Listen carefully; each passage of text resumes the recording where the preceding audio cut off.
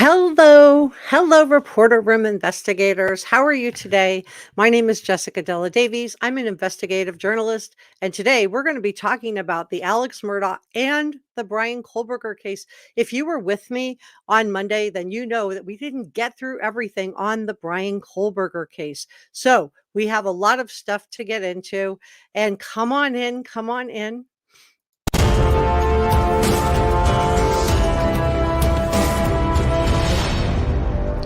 This is Reporter Room with Jessica Della Davies. Okay. And I want to just thank our channel members, our awesome mods, and all of you subscribers. Without you, we would not have a true crime channel. Please give this a thumbs up and give me an assistance with the YouTube algorithm. I really appreciate it. I know I'm starting just a minute or two early. Hope that's okay. But I did want to get started. We have just so much stuff to get into, and I do have a family obligation tonight. So I wanted to make sure that we could get through everything. Hello, CJK. Great to see you. Hi, Stacy. Welcome. Hi, Amelia. Hi, DM. All right, come on in, guys. Come on in. If you want to join the top chat, you just need to be subscribed for a couple of minutes. By the time you subscribe and write your question or your comment, you'll be able to post it. All right, so let's get started. So I am an investigative journalist. My job is to investigate crimes, investigate potential suspects and criminals, and share with you how to consider suspects, crime scenes, and evidence. Remember, if we understand the why, we can understand the who. And sometimes it's a matter of understanding why certain choices were made. For example, why did Alex Murdaugh choose the kennels as the location? Why did Bryan Kohberger, and he's innocent until proven guilty, whereas Alex Murdaugh has been convicted already, but why did Bryan Kohberger allegedly choose the 1122 King Road location versus going to the university or maybe a mall? So understanding the why and why certain choices were made can help us to understand who did this and understand the crimes. So everything I'm sharing with you is my opinion, and opinions are not facts. So please subscribe, hit the notification bell, smash that like button, consider sharing this on your social medias, and let's get started. So I held a live stream on Monday on the Bryan Kohberger case. I had so much to share that we ended up not getting through everything. So we're going to finish discussing it, and we're going to finish up today with the evidence items seized. And we're going to juxtapose that with all of the information that we've learned since and go through all of that together. We're also going to deep dive into the Alex Murdaugh case. Is there dark money funding his attempt to overturn his conviction for doing away with his wife, Maggie, and his son, Paul? We have a lot of stuff to cover, and so please stay with me until the end of the video. So I think what we'll do is we're going to start with Alex Murdaugh, and then we'll do Bryan Kohberger, and then we'll go back to Becky Hill. So let's Tara is here. Hi. Tell me where you're from, you guys. Where are you from? Sirius is here. Beverly is here. All right. And yes, please give this a thumbs up on your way in. Really, really appreciate it. And let me go ahead and grab this. What was really being run in? Okay, whoop, trying to add it. We have millions. Okay, so I have multiple packages to share with you, including some more Bryan Kohberger information. So we have a lot of stuff to dig into. Oh, welcome. I'm perfectly imperfect. I love your name. Oh, Stacy became a channel member. Yay. If you see people with the check marks, they'll be either green, red, or blue check marks. Those are our channel members, and we love having you as part of channel member. Your check mark starts off as red, and then it starts off, I think, as green. I don't know. I can't remember now, but it'll end up after a month or two turning to a blue check mark. So Mary Lou is from Ottawa. Wow. And Kansas is in the house. We have Southern Oregon in the house. All right. So let's go ahead and start talking about Alex Murdaugh. And then we're going to dive into the Bryan Kohberger case. And we're going to be talking about dark money and how this gets involved in these cases. So, is there dark money funding the Alex Murdaugh attempt to overturn his conviction? For those of you that have been following this case, you know that he's been trying to overturn this conviction since we started. Documents also show that investigators began surveillance on BK, and we're going to talk about that in just a second. So, please stay with me. So, where did all this money come from for Alex Murdaugh to have these fancy private attorneys? Right? Who's paying for all of this? Bryan Kohberger has a public lawyer, right? Richard Allen has public defenders.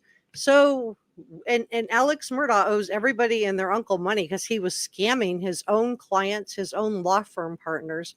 So, who's funding these fancy, highfalutin, high-priced private lawyers for Alex Murdaugh?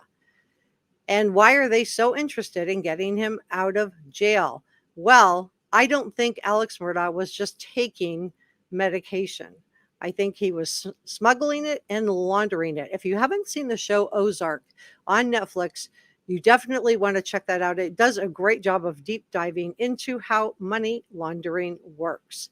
So, if you want to get a sense of the machine that was behind the Alex Murdaugh case and the machine that may still be behind Alex Murdaugh, we need to go to the corruption that began with local sheriffs, including Sheriff Andy Strickland. And I'm going to talk about BK and review the items in the affidavit and evidence seized in just a few moments. So please stay with me. So Andy Strickland was a former Colton County sheriff who was in charge at the time, and members of the Cowboy Gang, that's the name of their gang, were arrested and sentenced to prison. And just 3 years later, guess who was accused of selling medication? I'm watching my words. Sheriff Andy Strickland was. And Andy Strickland got a sweetheart of a plea deal for running medication. He only got 5 years of probation, not 1 day of jail time. Tell me if that's what you think you would get. So he got a sweetheart deal. So I feel like this goes deep. This whole money, dark money, goes deep. So according to a source who spoke in terms of anonymity to the New York Post, Alex Murdaugh was running half of the medication in the county where he lived. And you'll recall that during the documentary on Netflix, that Paul's friend stated that Paul told him that the airstrip at Moselle was used for running people. So, medication, trafficking. I'm watching my words. So, I'm going to be talking about Bryan Kohberger in just a second. So, please stay with me. So, Alex Murdaugh wanted all of us to believe that the money was being spent on medication addiction because I believe he was protecting other people higher up. And or maybe it was his dark money source for himself. And his cousin Eddie, this is the one that, allegedly was a hired person that Alex Murdaugh hired to shoot him in the head. He was doing more, in my opinion, than just selling for Alex Murdaugh. But that's what he wants to say, but his story doesn't make any sense, in my opinion. It's way too much money for just one person. So, in my opinion, Alex Murdaugh was doing more than just simply taking medication, which is what he claimed during his trial when he was charged with doing away and found guilty with his own wife, Maggie, and his son, Paul. So, I think Alex Murdaugh wasn't just simply taking it. I think he was laundering, and that's where Russell Lafitte comes in. And I think he was using secret islands to get stuff in and out. So this is why during the boating accident, and this makes me wonder who else higher up is involved in all this. Notice we haven't heard a thing about the Stephen Smith case. Not one word. Like, where's the indictments? right? What really happened that night? So I think this goes higher up, which is why I'm saying my opinion lots of times. So this is why during the boating accident that Alex Murdaugh and his father, they were allowed unfettered access to the witnesses, right? While they were all in the hospital, all of Paul's friends that were in that boating crash. They had multiple law enforcement officers at the scene, but not one of them put Paul in the back of their squad car to interview him. No breathalyzer was given. So who is on the dole here? And I have to think that there are some good law enforcement officers that didn't know who was on the take, right? And maybe they were a little bit scared to do anything to cross the Murdaughs, because they probably have families too. And so they had unfettered access to these crime scene, the boating accident victims who were hospitalized. They were allowed to just run rampant. Alex Murdaugh had his badge in his pocket, walking around like he owned the place, telling people that he was going to represent them, telling them that to say that Paul don't tell people, don't tell law enforcement that Paul was driving the boat, right? And even Alex Murdaugh's own brother, John Marvin Murdaugh, was allowed to remove the boat at the boating accident crime scene when Mallory Beach's own family, and she's the one that was passed away. I'm watching my words. In the boating accident, her family wasn't allowed at the crime scene, even though it was their child. But John Marvin Murdaugh is allowed to go in and take the boat, the evidence, access the crime scene. So I think, we need to take a good long look at the money machine behind Alex Murdaugh. And when we're considering everything that's going on with Becky Hill, and then we're going to talk about the Bryan Kohberger case in just a second. Let me check in with chat though, so I don't get too behind. DM says, I haven't followed Alex Murdaugh as much as I followed the Idaho case, but a lot of people who crossed paths with him are not alive anymore. The cases are very, very interesting. And if I'm going to catch you up if you're not familiar with Alex Murdaugh. So you don't have to worry if you're like, oh, I don't know that case as well. You will by the time we're done. You're going to know it backwards and forwards. Amelia says, good day. Amelia's our head mod if you don't know. Lo is here. Cirrus is here. I'm perfectly imperfect says, I think Murdaugh was, yes, and using this airstrip. Yes, exactly. Right. Because of what he told, Paul told his friend what that airstrip was running. There's an airstrip at Moselle, if you don't know. Hi, Holly. Good to see you. Okay. So let me run this. Let me back this up. So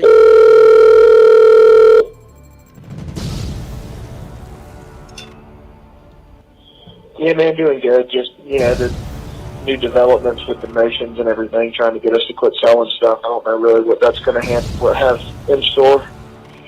Yeah, I told y'all that was coming.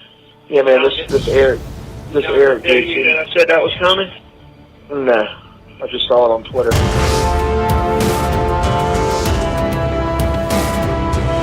Reporter Room with Jessica Della Davies starts now. hello. Much to talk about. We are going to be talking about the Alex Murdaugh case. We're going to talk about a private island. Yes, you heard that right. Co-owned by Alex Murdaugh and someone who was convicted of smuggling medications. I'm watching my words here.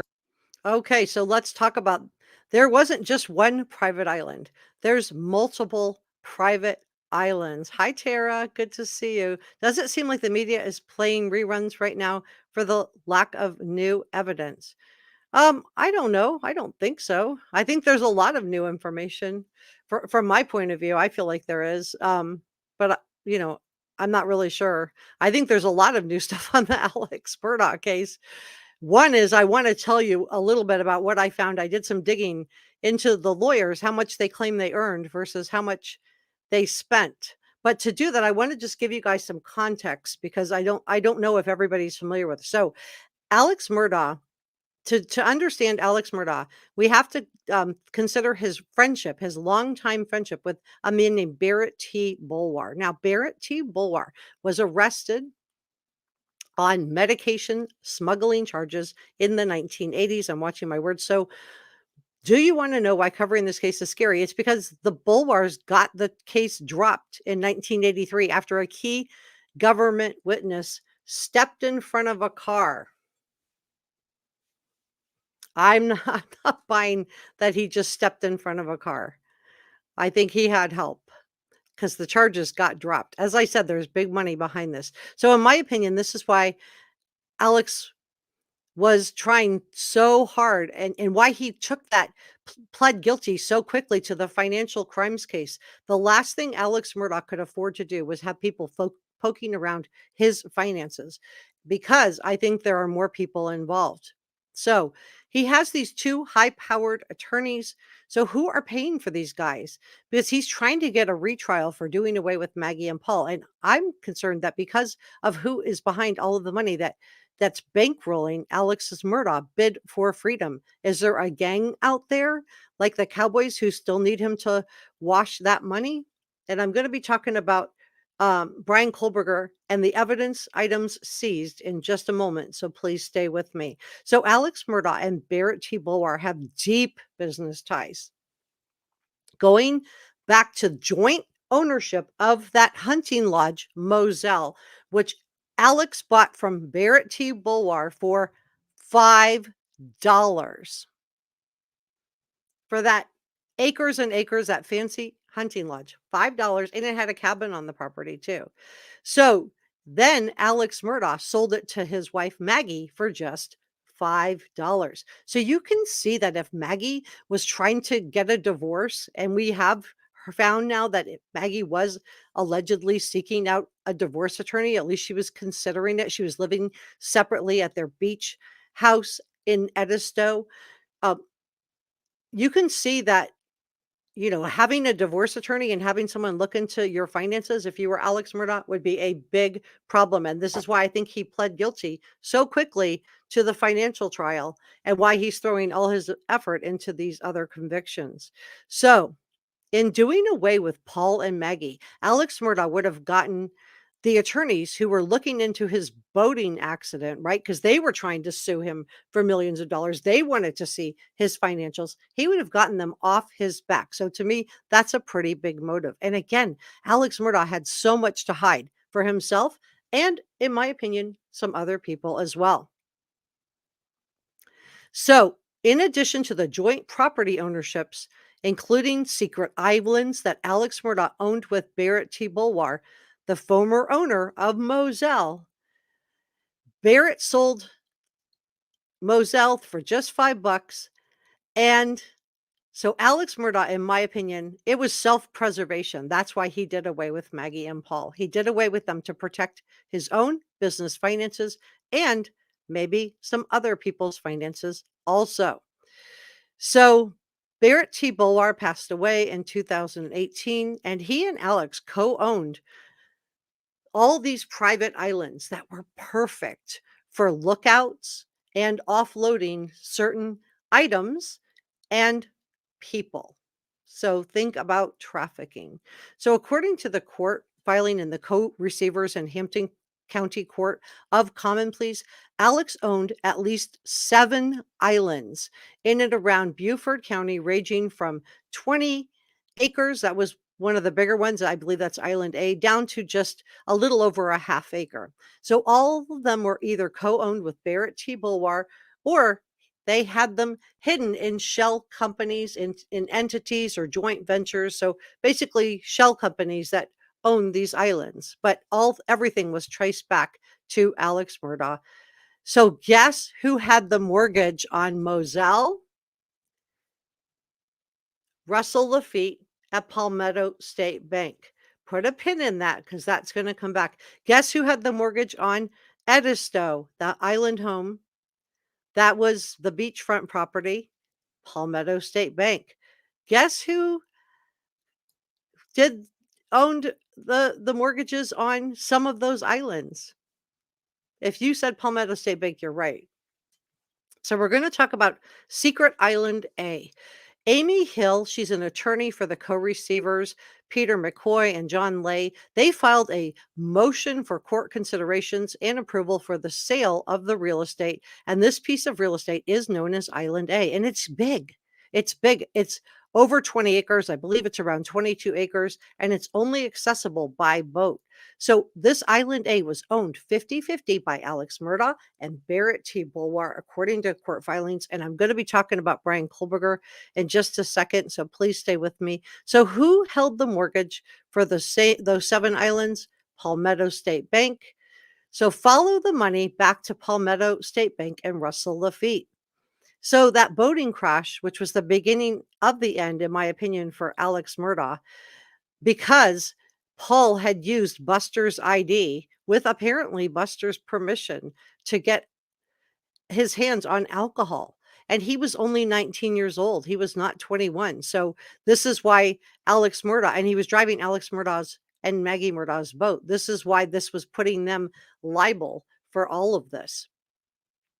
So once that fatal boat crash happened, the attorneys for Mallory Beach's family and the other survivors of the boating accident began inquiring of his financials. They were suing Alex Murdaugh and Maggie Murdaugh for millions and millions of dollars. So you can imagine that, Russell Lafitte and Palmetto State Bank, they had to be, worried about this also. So who else was concerned? So Russell Lafitte ended up being convicted. He was sentenced to 7 years in prison after pleading guilty to helping Alex steal money from settlements from his client. So Russell Lafitte, not only with Palmetto State Bank, was financing these mortgages, he was helping Alex Murdaugh steal from Alex Murdaugh's own clients, including a paraplegic man. I mean, unbelievably callous. These people are awful.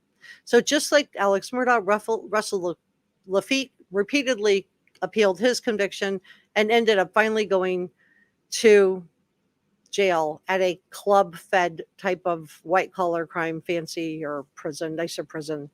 And he was given 7 years in prison.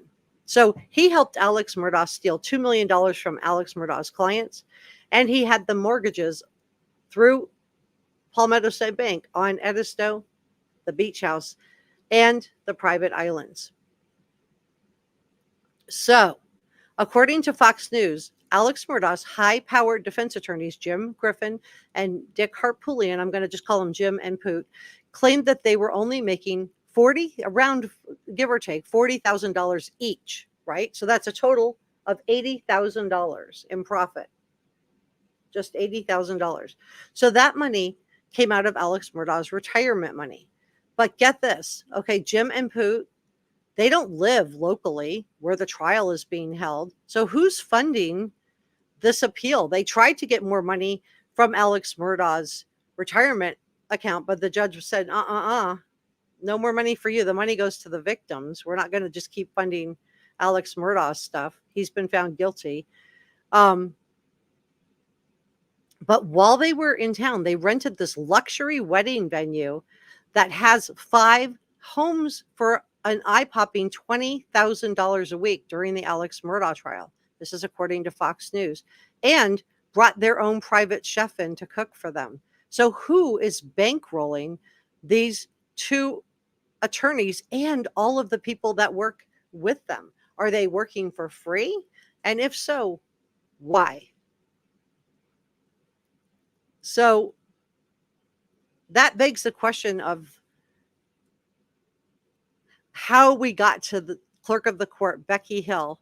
And I'm going to talk about Becky Hill in just a second, but I want to go through the Bryan Kohberger case with you guys.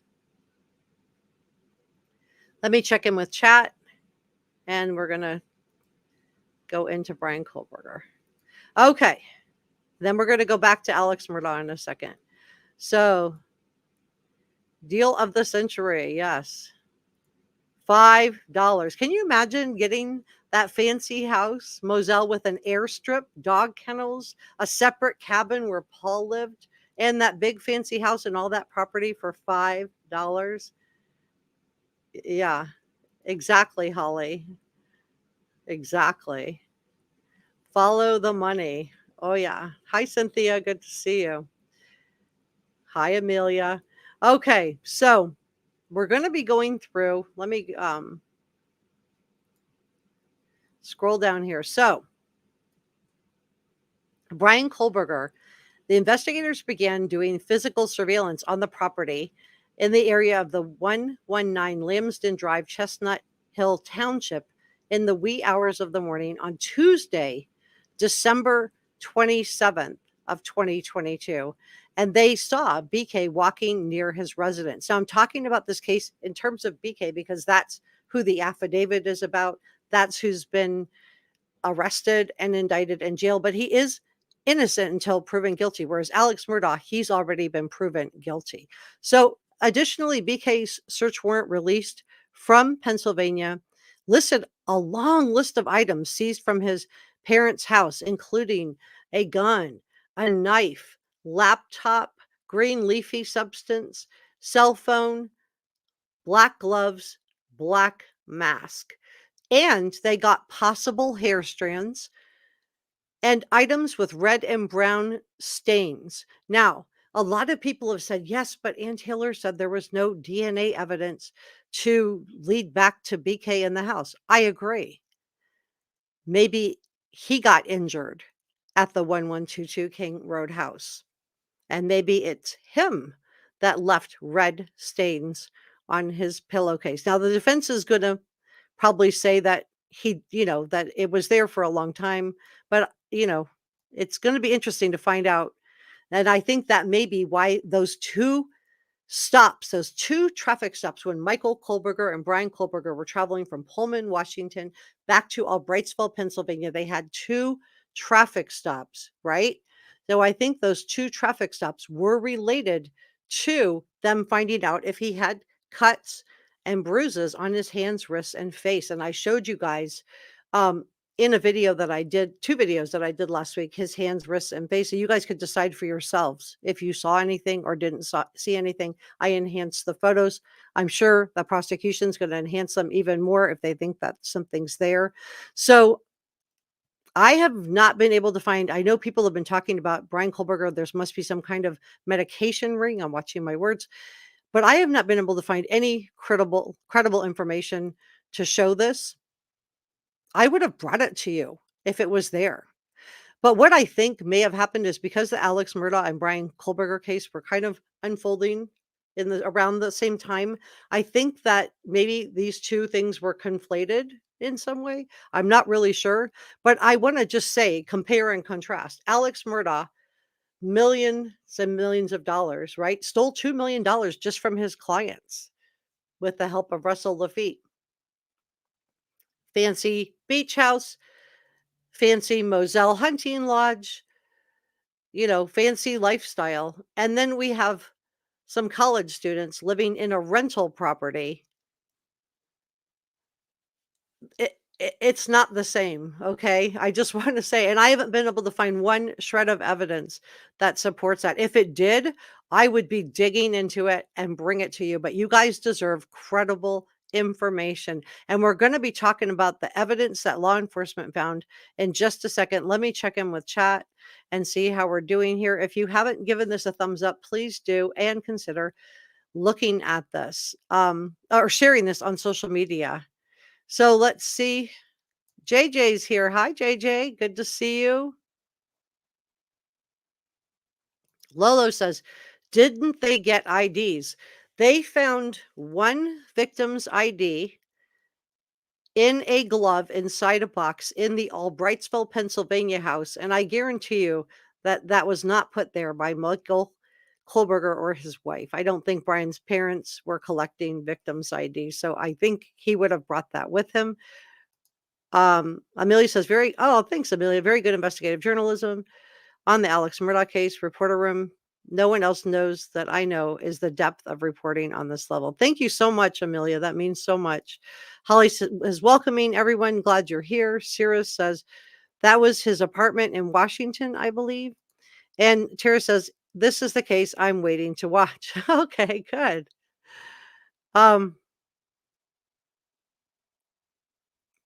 Let's see. Trying to grab some comments. Stacy says, I did hear that on a Duff channel too. Oh, the medication thing. Yeah.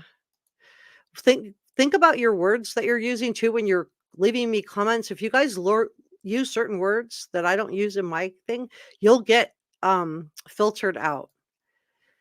So JJ says hi. Kami is here. Hi, Kami. And after this, we're going to do a members only live stream on the Bryan Kohberger case. Sirius says, yeah, and do we have to all agree?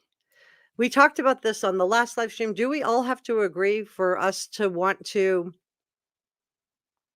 interact with each other? Do you have to agree with every content creator 100% that you follow, or are there some cases you agree with them, some cases you don't agree? Do you have to agree with everyone that you interact with in the chats? I think we don't all have to agree. I think it's okay to have different opinions. And if you think that someone did it or didn't do it, or you're still on the fence, that's okay. All opinions are welcome. Just share them respectively, respectfully with each other, because we don't all have to agree to be able to get this information. Multiple sources, Fib, multiple, not just one. Sources for the victim ID, multiple. And I've already shared that in other videos. So I'm not going to reshare it again because I just shared it last week in, I believe, 2 videos. So you're welcome to go through them. Yes, healthy debate. Absolutely, Viv. I agree with you. No, you learn from others. Yes, I learned so much from reading your comments. I get so much good information from you guys. I get tips to look into this or look into that, or I saw this or I read that. It's really helpful. And to get, different perspectives. I love reading your comments. CJK says, agree, being respectful is key. Yeah, I think we can all agree to disagree. No, unlike most Americans nowadays, we can agree to disagree. It doesn't make you. That's right. I agree with that, JJ, so much. Kami says she likes a good dialogue. And let's go ahead and go through this. So let's go ahead, and I want to just go through the evidence that was found, and we're going to talk about it. Okay, so according to BuzzFeed News, they found a silver flashlight, medical style gloves, dark clothing that was seized among the items from BK's apartment and also from the house. We know he was arrested at his parents' house in Albrightsville, Pennsylvania on December 30th. Let's go through if you look at item 1, you'll see that number 1 is a silver flashlight. So police seized a silver flashlight. Item number 2 is the medical style gloves, and we know that he was using these to sort his trash, separating it from his parents' trash, and law enforcement watched him take his own trash, and those houses aren't close together, walking it down to a neighbor's and putting only his own trash into the neighbor's trash. They also witnessed him cleaning that Hyundai Elantra in the middle of the night wearing medical gloves. So they found 4 medical style gloves in amongst his stuff. They found white Arizona Jean Company large t-shirt. I don't know why that's listed, of why they thought that was a Cougar Champion WSU large sweatshirt. Size 13 Nike shoes. And I think the size of the shoes is important because remember that Vans footprint that we talked about on Monday? Monday, we talked about that Vans shoe print outside of Dylan's room, right?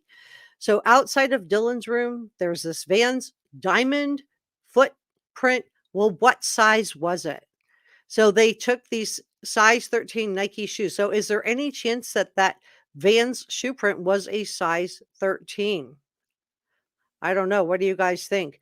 They also got the Armour large shorts, Under Armour boxers, and they got the court order to get that buccal cheek swab from him.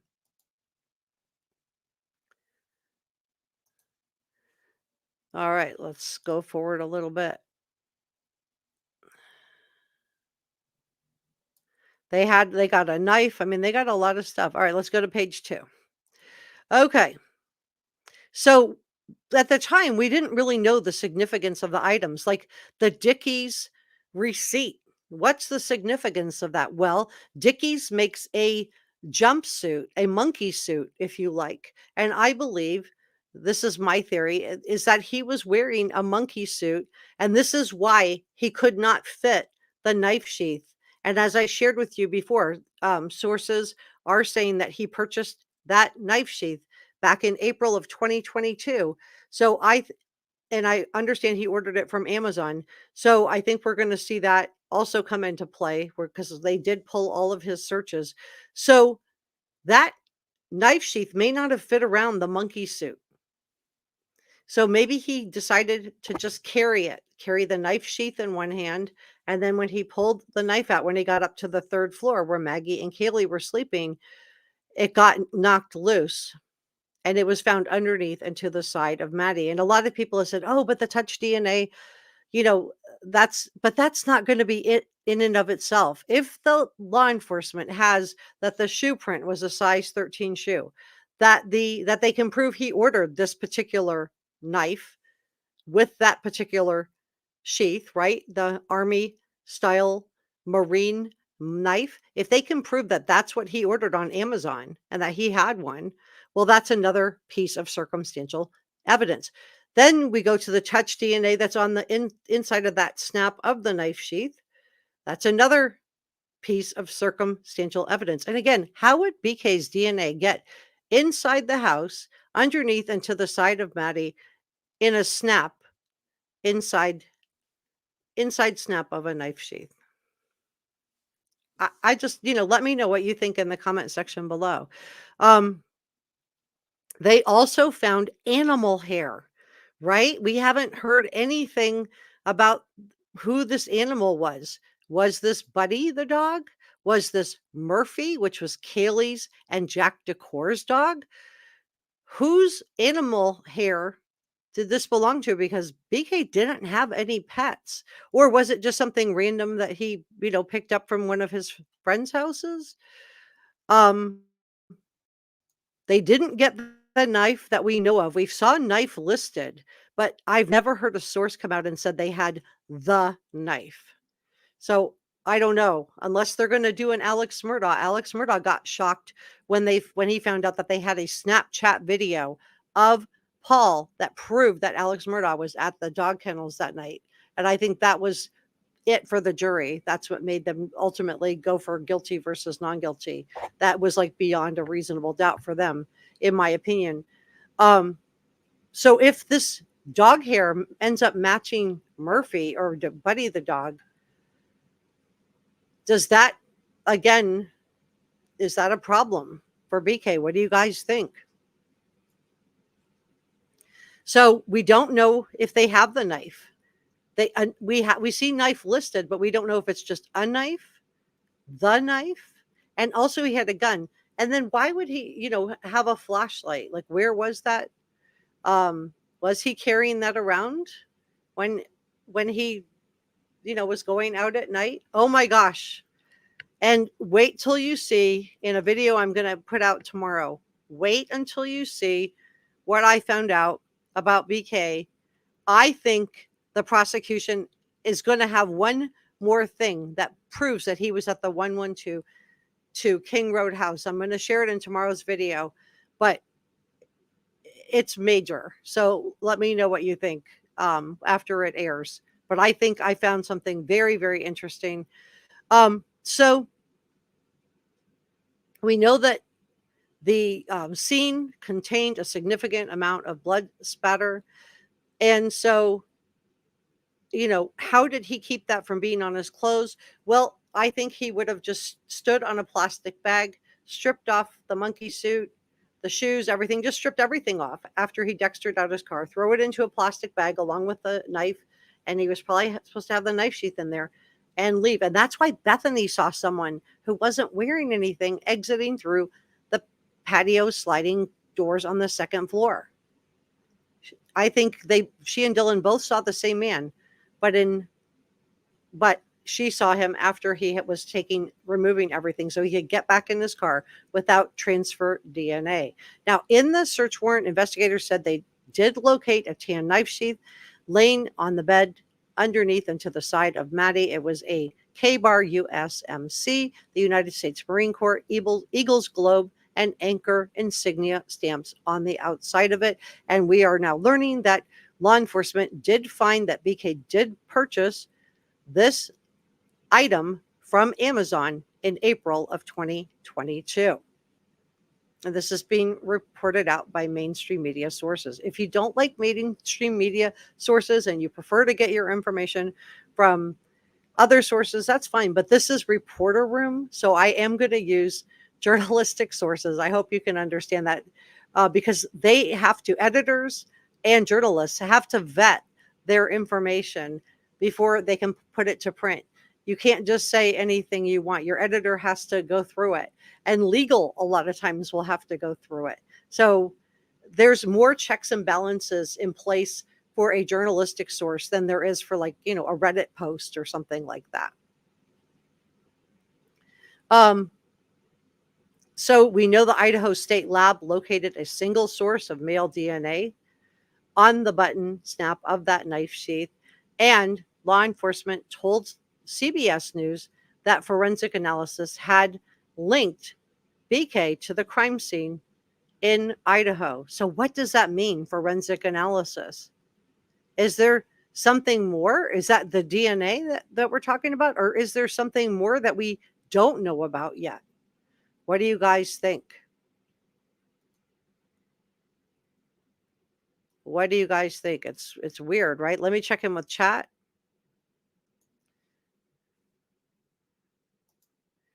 Kami says he doesn't have an out now, in my opinion, but that would just solidify it even more. Holly says, I wouldn't put it past him regarding the shoe. Holly says, the man seen all in black. Yeah, and probably the same man. Yeah, I think so. I think he stripped off everything and then went running out the patio door. That's how he kept DNA from, and then he meticulously cleaned the car, right? He took the plastic, threw everything away. But that morning, when he was like, getting ready to dispose of that trash bag, he had to realize he didn't have the sheath. And we have reports of the neighbors who said they saw that front door wide open, right? I don't think the roommates went to bed and left the door open. And we've heard from both Dylan and Bethany that they saw him exiting through the patio sliding glass doors. So who opened that front door and left it open for a couple of hours for neighbors to see that the front door was open?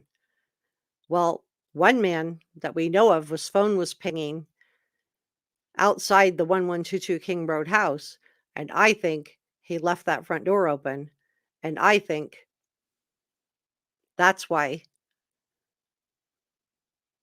I think he went back in to get that knife sheath. So my question is that Van's shoe print outside of Dylan's room, is that a size 13? And did he still wear that shoe, or would he have disposed of it? In my opinion, he would have disposed of it. I don't think he would, being a criminology major, I don't think he would have taken a chance, right? If you please smash the like button and subscribe if you haven't already. My name is Jessica Della Davies. I'm an investigative journalist, and you are watching Reporter Room. We are covering the Alex Murdaugh and Bryan Kohberger case. Right now, we are working on the Bryan Kohberger case together. So do we remember when he was accepted to WSU and knew he was moving? We don't know. What a great question. This is why I love reading your questions, you guys. What a great question. When was he accepted to WSU? Did he move there because he was already fixated on someone and wanted to be closer to that person? Or did he move there and then become fixated? Allegedly, he's innocent until proven guilty. I'm perfectly imperfect said, I think I remember they also found a receipt for the Dickies. You're right. You're right. CJK says, I'm not sure what to think. I'm not sure what to think about more But in my opinion, they have enough to get a conviction. I'm hopeful. I don't know. I thought that with the Casey Anthony case, and she was found not guilty. I thought that with the OJ case, and he was found not guilty. I thought that in the Robert Blake case, and he was found not guilty. So who knows? You never know what's going to happen at a trial. And I bet Alex Murdaugh did not think he was going to get convicted, and he did. So thank you, Strawberry Wine. Welcome to the chat. If you want to join the top chat, just log on to your computer. You just need to be subscribed for a couple of minutes. By the time you're writing your comment, you can join. If you want to become a channel member, we're going to do a members only channel membership live stream today, right after this is done. Holly says hello. Welcome, NJazz. Thank you to our mods. So CJK says those two cases make me cringe. People got off. Yeah, they did. I don't know, I got to be careful what I say, but it is interesting that they just got off. Well, let me just grab this.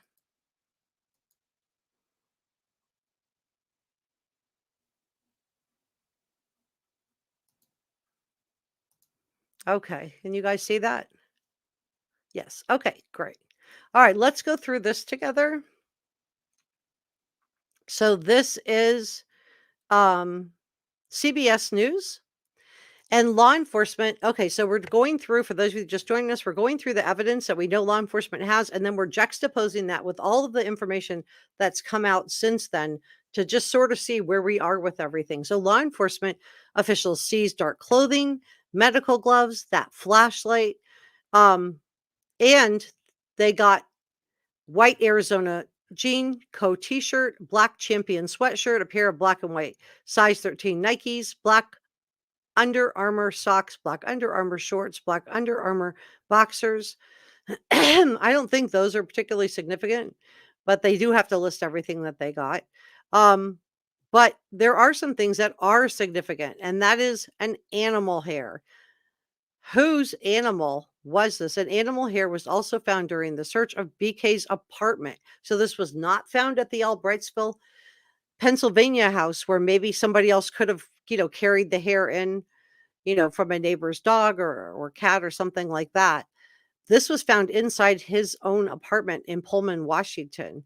So did the dog, the CBS is pointing out a dog that belonged to Kaylee and her ex-boyfriend was found inside the residence. So does this dog hair match Murphy the dog? Is this a match? What do you guys think? A more elusive item was that knife sheath. So what law enforcement has had to do, because I'm sure he disposed of it, allegedly, what they were able to do was find that he did order the knife back in April of 2022. So they also found that latent shoe print. That's the Vans shoe print that we talked about the other day with the diamond shaped pattern. And was that Vans shoe print, what size was it? Was it the same size as those size 13 Nike shoes that they found from BK? What do you guys think? Law enforcement also told, this is sources, this is not unusual in journalism. People speak anonymously to journalists all the time. We do have to protect our sources, because if we don't, they will not speak to us. So journalists have sat in jail. Journalists have sat in jail to not reveal a source to a judge or to, in court, because that's how important it is to maintain that integrity between journalism and whistleblowers or informants. So law enforcement sources have previously told CBS News that forensic analysis allegedly linked Kohberger back to the crime scene. So what is that? What is the forensic analysis? Is it the shoe print? Was there some DNA or something that we don't know about yet? Ann Taylor said no DNA from the victims made it back to BK's car, apartment, or office. But did he leave any DNA at the scene besides the knife sheath? What is this forensic analysis that they're talking about? I think it's interesting. So police also gathered a computer tower, receipts from Walmart and Marshall's, a dust container from Bissell Power Force vacuum, and the fire stick with the cord and plug. I think the computer tower is going to be very, very interesting. I would love to know what his searches show. What do you guys think? Let me check in with chat. I don't want to get too behind. Sarah says, I will never understand the overwhelming support that some people have for BK. People will come closer to believe that this is yeah, I know. And believe me, if that was the case, like I do think there is dark money in the Alex Murdaugh case, I would tell you if I thought there was dark money in the BK case. I would absolutely unequivocally be covering that, and so would every other mainstream media source. But law enforcement has come out and point blank told us that this is not the case. They have said that there is not that kind of money. Thanks, JC. Yes, please give me a thumbs up. Help me out with the algorithm. Amelia's our head mod. Thank you to our mods, channel members. Let me find some more comments here. Boxes. Some have absolutely medication. These victims' names through the mud. And yeah, I think this has been really frustrating for a lot of people. And I saw it today when I was going through comments, that somebody who's telling me that BK did not do it and that he's innocent, and then demanding that the roommates be arrested when they haven't been indicted for anything. So I'm like, well, if he's innocent until proven guilty, but he's been arrested, indicted, and sitting in jail, the roommates haven't been charged with any crimes. So why is it okay to go after them? Shouldn't they be getting even more grace than he is? I mean, he's been indicted and arrested and has been in jail for over a year waiting for his trial. So don't Dylan and Bethany deserve some grace in all of this? They haven't been charged with anything. They haven't done a media interview. And believe me, they could have sold their stories like that if they had wanted to, but they didn't. And in my opinion, they're protecting the integrity of the case because they care about their friends. And who are Christy and Steve standing up for? Not BK. They're standing up for Dylan and Bethany, right? And they probably know more about this than we even know, in my opinion. Jackie says Ethan and Brian were the same size. How do you know that? Do you have a source? Because if you do, drop it and I will check it out, because that would be really interesting to know. Thanks, Jackie. And Jazz says, I think there is more DNA that we don't know about. All of it will come out of the trial. Yeah, I'm really wondering about this forensic evidence that CBS News is talking about. Is this the DNA on the knife sheath, or is there something else that we have not been told about yet? Is there a surprise waiting at the trial? What do you guys think? Arlene, hey, good to see you, says, I do believe he left his own DNA behind. Yeah, notice Ann Taylor told us that there was no DNA from the victims in his car, which we know he was cleaning meticulously in the middle of the night in Albrightsville, Pennsylvania, a month later, in the middle of the night with his gloves on. Police sat there. They had him under surveillance from the 27th until they arrested him on December 30th. Right? So they sat there and watched him clean that car. They sat there and watched him sort his trash from his dad's trash and walk his own trash into neighbors' bins. They couldn't do anything. So, but Ann Taylor never said that he didn't leave any other forensic evidence behind. And those stains on his pillowcase, yes, it may not be the victim's DNA, but was he injured in what happened that night? And is that why we have those reddish stains on the pillowcase? Chat is glitching for me here, refreshing. That's okay. Sometimes it does that. The other day, I couldn't, I want to thank my channel members. I couldn't even get on my internet. I don't know what happened. I was like I was in on support and I couldn't even get, I think I've missed like one premiere of my videos in like the whole time I've been on YouTube, and I couldn't, that was it. So anyway.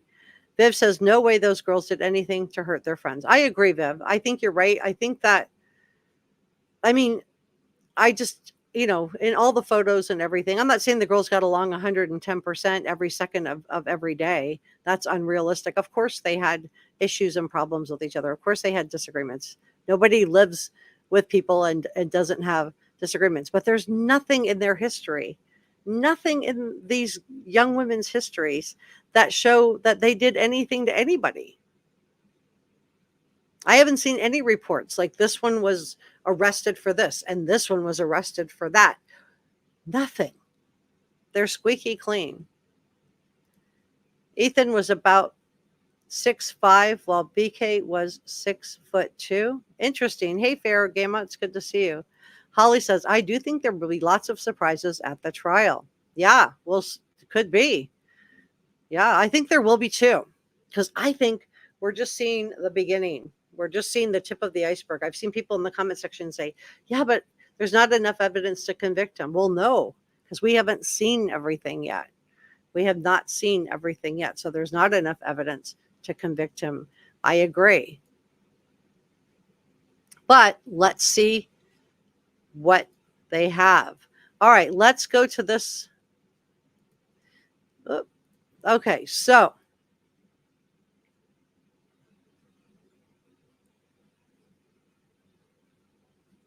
the surveillance footage from that night also captured that white Hyundai Elantra sedan, like the one that BK owned, driving around the neighborhood in the immediate area of the victim's house around the time of these crimes. And he was arrested. After he was arrested, Moscow PD confirmed they had seized that car from his parents' house.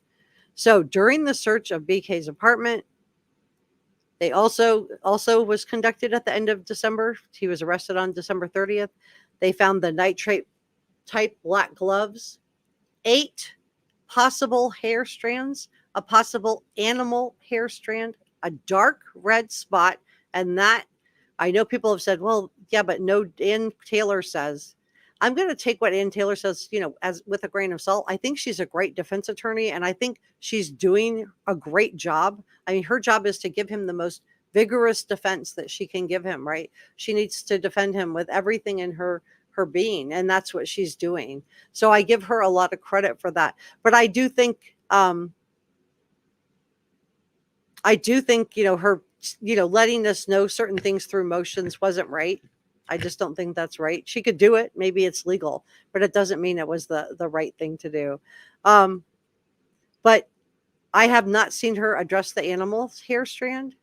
And that dark red spot may or may not belong to one of the victims. But I think more likely, because I do think he was wearing a monkey suit. I do think he was wearing a hoodie. I do think he was wearing a mask, because that's what Dylan saw. But I'm thinking that red dark spot could be from something that happened to him, right? Face, wrist, hands. Think back on that video I showed you, that body cam. And that's why those law enforcement officers were pulling him over on his way from Pullman, Washington to Albrightsville, Pennsylvania. They pulled him over twice. And allegedly, they were trying to get body cam footage of his hands, wrists, and face. And maybe the first officer that pulled him over, I've never seen that body cam. So maybe it didn't work, or they didn't get what they needed. And on that second one, he made sure to lean in and talk. And we do have footage of his hands, wrists, and face. And you guys can look at the photos. I enhanced them for you last week. You can go through and look at those. So that animal strand, what animal does that match up to? And they took 2 cuttings, again, reddish brown stain on an uncased pillow. So were these from him from that night? Or did Ann Taylor, did she just write that motion before she had gone through everything? Is there more DNA than what we know?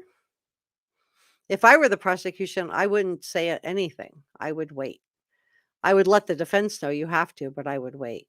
So we know the house was demolished, and I know a lot of us feel a certain kind of way about that.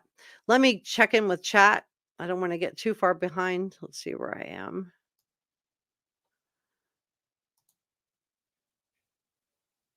Let me see. Amelia says, with witnesses prior to a court case, either culpable or not, it's standard practice here not to hear anything from them at all. It's not considered unusual.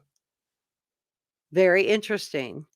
The 80s kid said there could be fibers under the victim's fingernails to match the Dickies suit from the receipt. Could there be fiber? Oh, wow. This is why I love your questions. I don't know. Could there be fibers under the victim's fingernails to match the Dickies jumpsuit? Well, first of all, I think he would have gotten rid of the Dickies jumpsuit. I really do. I just don't think he has it. I don't think it would behoove him to have it. I think he got rid of it. But they might be able to, match it up to the fabric. I don't know. Okay, Farragam is giving us an update. Okay, so Ethan is 6'4" and BK is 6 foot. Thanks for that, Farragam. I don't know the heights of them, so that is very much appreciated. Kami says, I'm going to wager that they have even more video of him driving around, not just the ones that we know about. Well, Kami, wait till you see the video that I'm putting out tomorrow, because I think law enforcement has him dead to rights. I'll tell you more tomorrow. Sirius says she agrees with he or she. I don't know if it's a cat. Cute cat. Okay. And Jess says, Ann Taylor, I think, is trying to drum up support for BK so people will have reasonable doubt. Yeah, all she needs is one juror, and Jazz, right? She just needs to get one juror. Kami said, there is missing time on his drive, so I think that is when he disposed of it all. Could be. And Kami says, can't wait to watch. Well, we're going to go back to the Alex Murdaugh case for just a second, and then I will come back to BK in just a moment. And how that relates to that Moselle airstrip. Remember?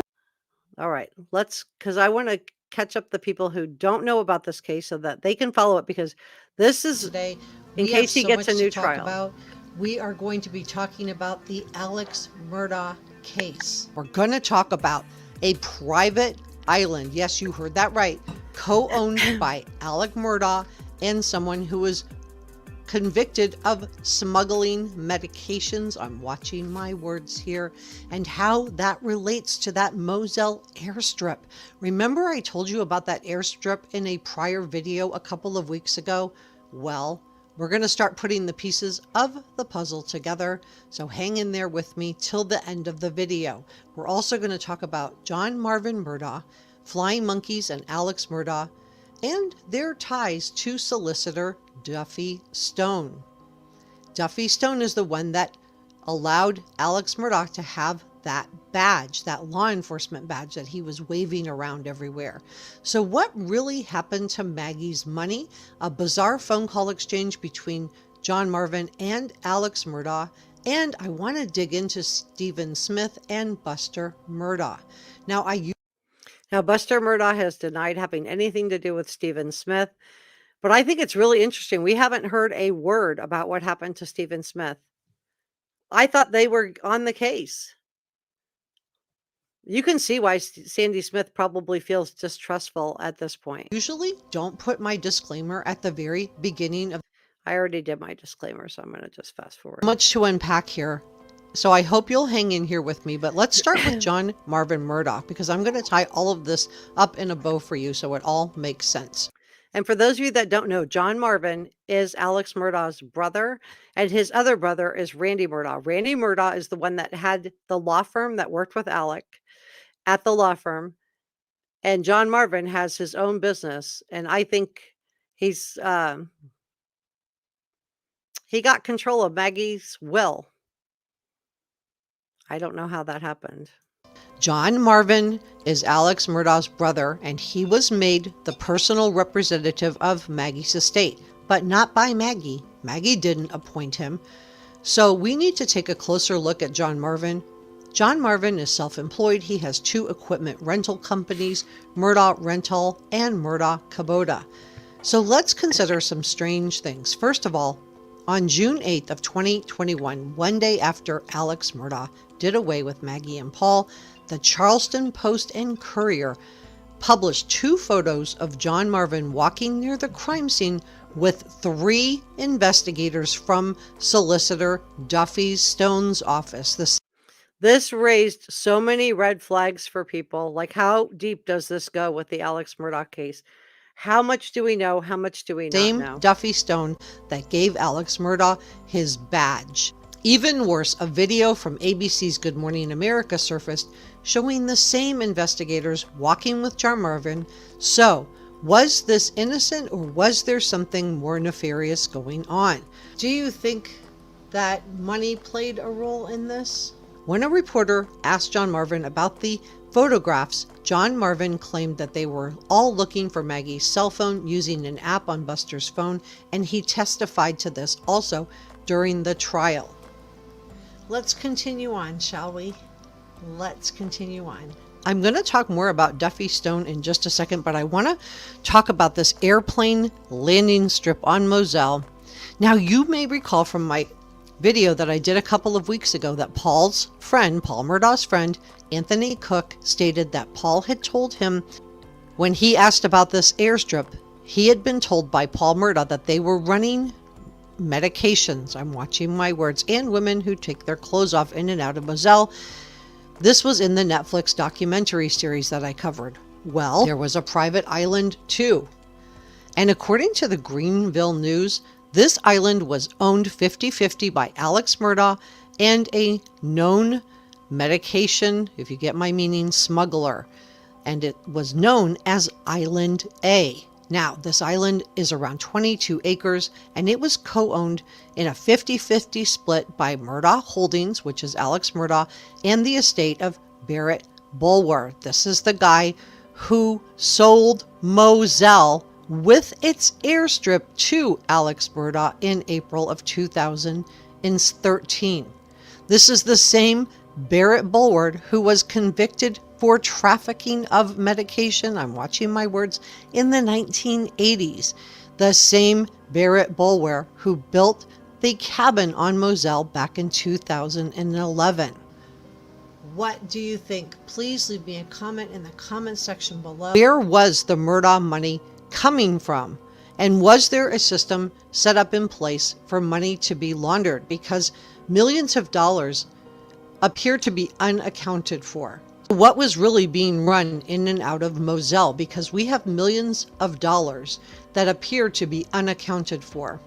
We know that Alex Murdaugh took the Moselle property and he sold it to Maggie for just $5. And I'm going to dig into Maggie and John Marvin and Duffy Stone.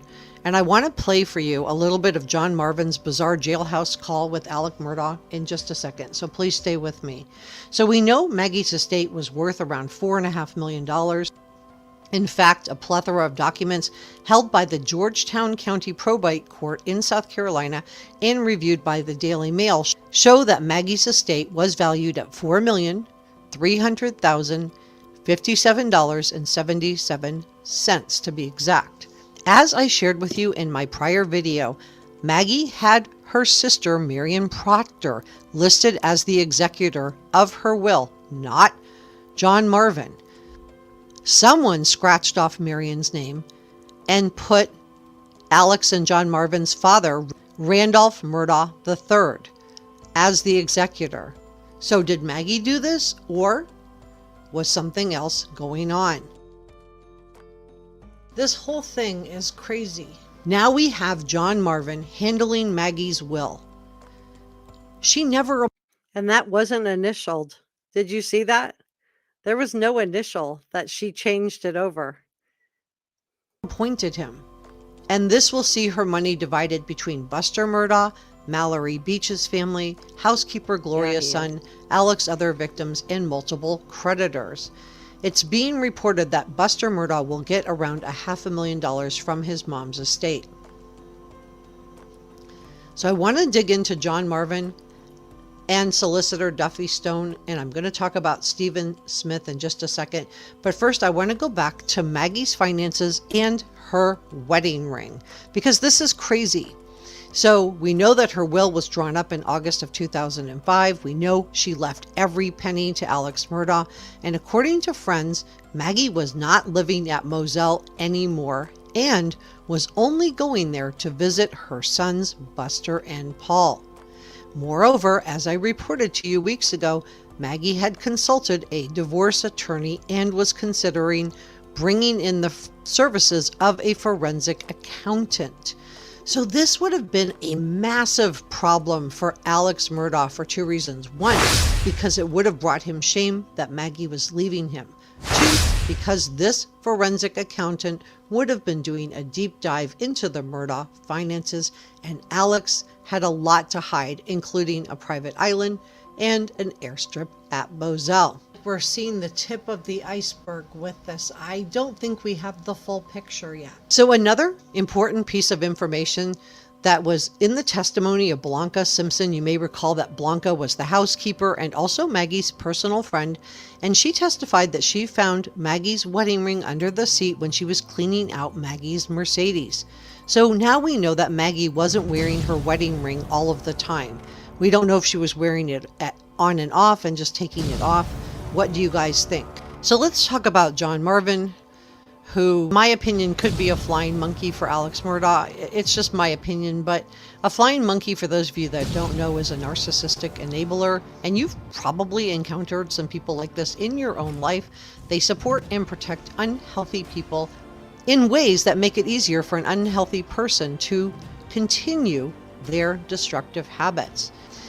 So I want to talk about Stephen Smith, and then I want to play for you that interesting jailhouse call between John Marvin and Alex Murdaugh. And on July 8th of 2015, 6 years before Maggie and Paul were done away with, a young man named Stephen Smith, he was 19 years old, he was a classmate of Paul and Buster's, he was found dead in the middle of a highway in Hampton County. It was a rural area.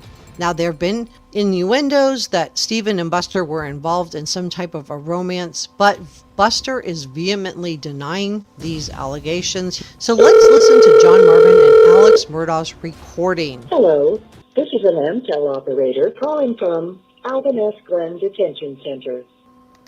Hey, John, is Lizzie nearby? She is. I talked to her earlier. She was going to put some money on that account for me, and she didn't. Okay, well, what is it? This is where she knows what to do. The boy's name is Justin Lucas. Okay. And what is it then? It's putting money on. He doesn't get canteen, so I give him some of the money, and he orders canteen. Because I'm having to order thermals and all that. I'm having to order ibuprofen because I'm exercising and my knee and my shoulder, and hell, ibuprofen's $15 on there to get a week's supply. I got you. So it gives me extra canteen. I got you. And he doesn't get one? No, he doesn't. He doesn't get any. So she put it on his account. We just did it one time. We did it last week, and I'm gonna do it one more time. Okay. But I need her to do it right now. All right. And what's the amount? $60. What do you guys think? Thank you so much, and I am grateful for. So what do you guys think? Is canteen code for something else? Because he's not supposed to have access to that kind of money. He's not supposed to have that in jail. So let's talk a little bit about Becky Hill. All right, so Becky Hill was the clerk of the court for our favorite judge, Judge Clifton Newman. Let me grab this.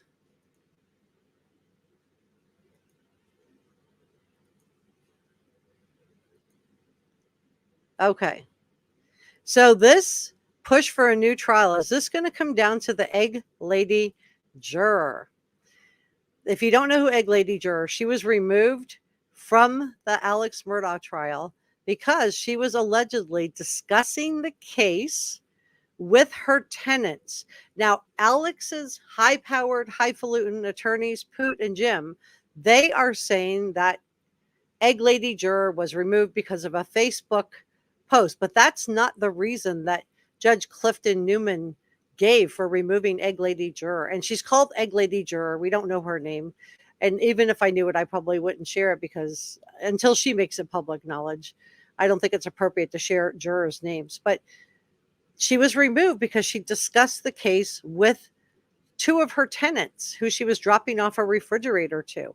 So SLED went in to interview these two tenants, and yes, she had discussed the case, this juror, Egg Lady Juror. And she's called Egg Lady Juror because once she was removed, she apparently came back into the courtroom wanting her eggs before she left. So that's just how she's being identified. So Becky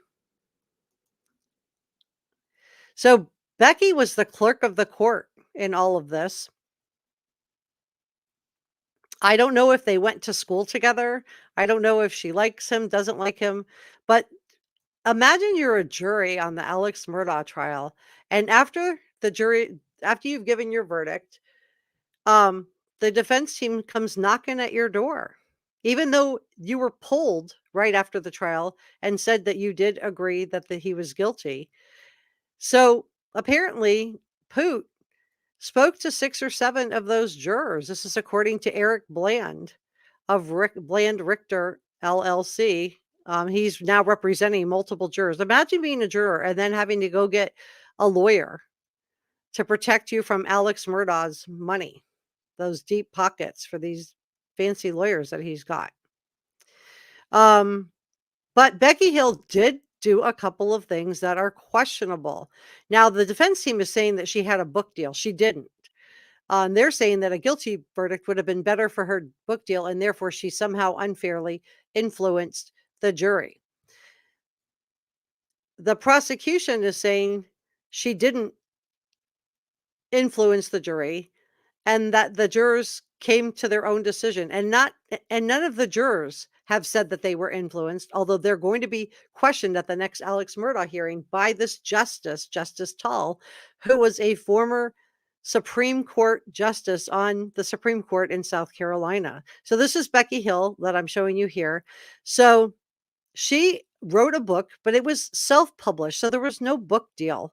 So the defense claims that she had a book deal, and this not guilty verdict would have helped the sale of her books. I'm going to push back on that a little bit and say that probably it wouldn't have mattered if they had come back not guilty. I think that, or guilty, not guilty, that would have been, to me, that would have been better for a book deal, in my opinion, because there would have been more controversy about it. Why is this guy, when we have so much evidence, how was he found not guilty? Just considering all of the influence that his family had in that county, I think that would have made for a better book. But that's just my opinion. Let me know what you think in the comment section below. But should she have written a book, self-published, because there was no book deal? That's just nonsense. But should she have written a book at all? In my opinion, no, she shouldn't have. But she's gotten herself into some hot water too. And I don't know if she knew about this or if her son was acting on her own, but her son is under investigation for wire fraud charges, where he was like trying to find out what law enforcement had on his mother. So I don't know. But she is going to be testifying at the next hearing, because that's the big question, right? Did she somehow, the defense team is saying that in her book, she said she gave a knowing look at Moselle to one of the jurors. Now, you could look at someone and think you're giving a knowing look. It doesn't mean the other person is receiving it that way. So I'm not saying that they did receive it that way. They didn't receive it that way. I'm going to let the juror, because they're going to be, this hearing is coming up. And these jurors are going to be questioned by this justice, this former South Carolina Supreme Court Justice Tall, is going to question these jurors. But imagine you serve on a jury, right, on a case for Alex Murdaugh, who, again, has so many ties that I think even law enforcement, when this boating crash happened, didn't know, even when they were looking at each other, like who had ties to the Murdaughs, who didn't, who was on the take, who wasn't, right? How does he have this badge? Alex Murdaugh had two badges that he could flash. He had lights on his car. How did he get those? Apparently a sheriff gave him permission to put lights on his vehicle. So, you can see that as a juror, where you're not volunteering, they're drafting you basically to be a juror, that you've come in and you put your own self at risk and you give a guilty verdict. And you've got to be a little bit nervous about it. I've been nervous covering this case.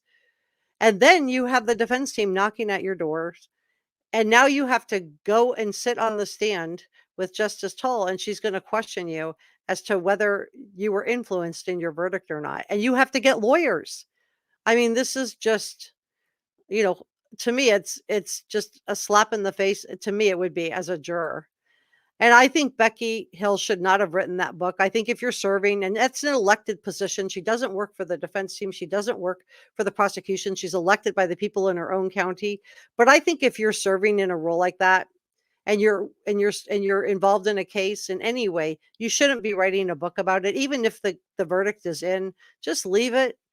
Just leave it. I mean, look at all of this, that it's just opened up this whole can of worms, because Poot and Jim are saying that Becky Hill advised the jurors not to believe Alex Murdaugh's testimony, and a pressured the panel to reach a guilty verdict quick, and lied to the trial judge in a campaign to remove Egg Lady juror who they believe was sympathetic to the defense.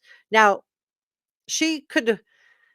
Egg Lady juror, to me, she dug her own hole. She sunk herself, because she did talk to tenants, and the South Carolina Law Enforcement Division, that SLED, did go in and interview the tenants and found that she had actually been discussing the case. And if you're a jury, the judge tells you every time, don't discuss this case with anyone.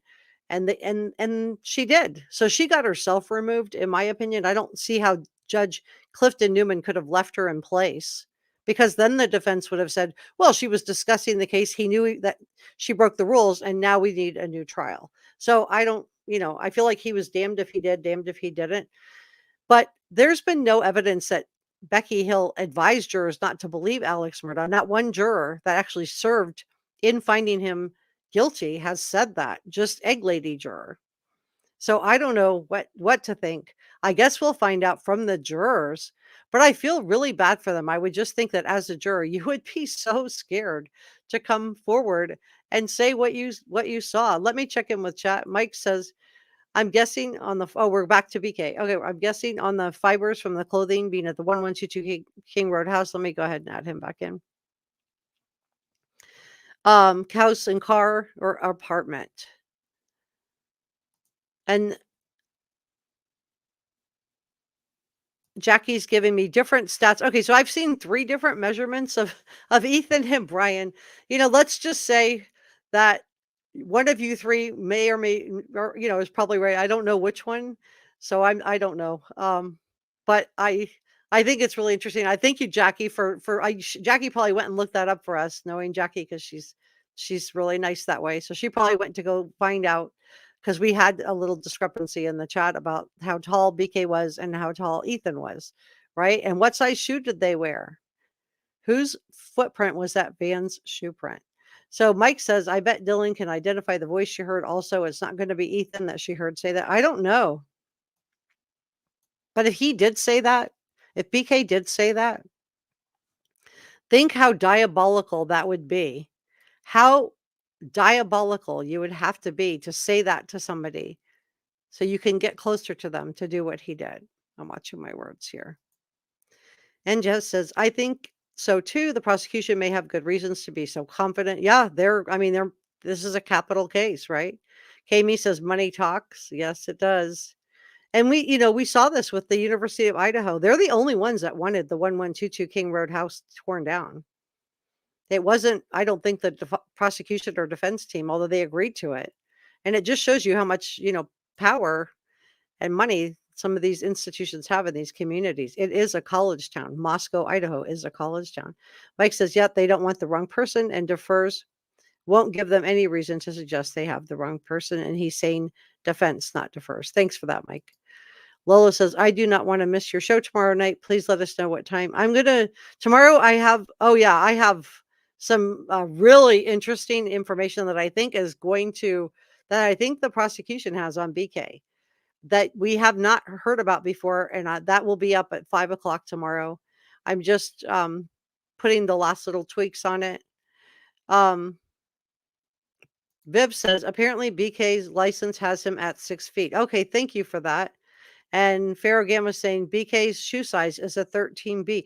What's your source on that, Pharaoh Gamma? Because I would love to confirm that for a future video. Thank you so much for I'm sure you looked it up somewhere.